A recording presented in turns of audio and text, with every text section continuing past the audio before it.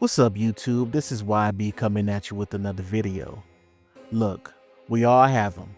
Movies that are critically panned, but for some reason we love to watch them. They are not masterpieces, but we find redeeming qualities about them. They can be campy, messy, but we just can't stop watching them. Today, I will count down my top 5 guilty pleasure horror movies.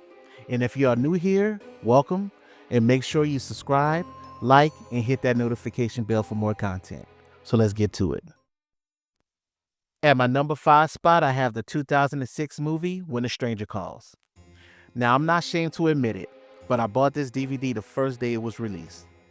Now, we all know the urban legend and also the 1979 film starring Carol Kane.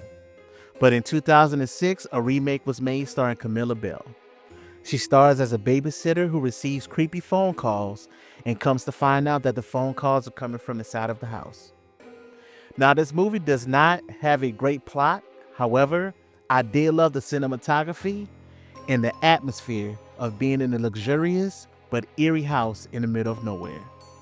Now, the movie does try its best to build on tension and dread, which keeps me hooked. For me, it's something about a horror movie that has no supernatural element, just a creepy guy stalking the protagonist that I enjoy. Coming in at number 4 is the 2005 film Crywolf. If there's a movie that is the epitome of the late 90s and early 2000s teen slasher craze, it would be Crywolf, starring Lindy Booth and John Bon Jovi. Yes, that John Bon Jovi, who plays an English teacher.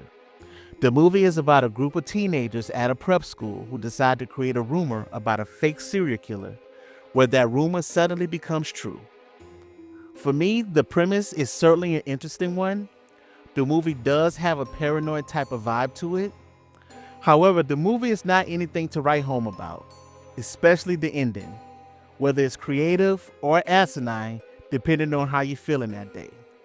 However, it is a movie that I find entertaining to watch, even with that bright orange ski mask that the killer wears.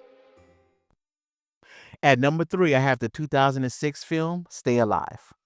Look, I'm a bona fide gamer, and this movie has a weird charm to it. The premise where you play a video game, and if you die in a video game, you die in real life. It's like a combination of The Ring and Nightmare on Elm Street. Starring Sophia Bush and Frankie Muniz, the plot around the video game is based around the historical figure Elizabeth Bathory, and even creepier on the real-life things she's done. Google it. Now, the movie is not perfect in any way, shape, or form. It has bad CGI, dialogue may come off as cringy, but I find it fun.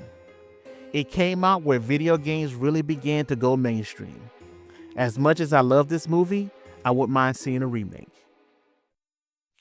My number 2 spot goes to the 1992 movie Dr. Giggles.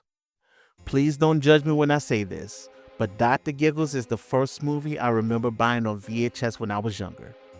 What's even crazier is that I actually chose this movie over the live-action Mortal Kombat movie. I guess the fact it was the first movie that I bought has a sentimental value to me. I remember going to the local Blockbuster and it was a bin of discounted movies. And my 10-year-old self bought it with confidence and didn't regret it. Maybe a little bit, but I did find enjoyment in watching it. Now, this movie is one of the weirdest movies in my opinion, starring the late great Larry Drake in the title role. This movie is about a deranged doctor, and I use the word doctor loosely, who escapes from a mental facility and goes back to his hometown and goes on a killing spree using medical tools and corny puns. It sounds a little like if Michael Myers decided to go to medical school. Dr. Giggles is the definition of campy, and that's what is part of the charm.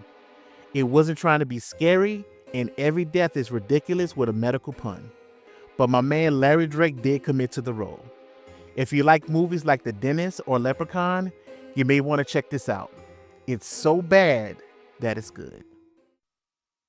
My top spot goes to a very obscure movie, the 1987 film Return to Horror High.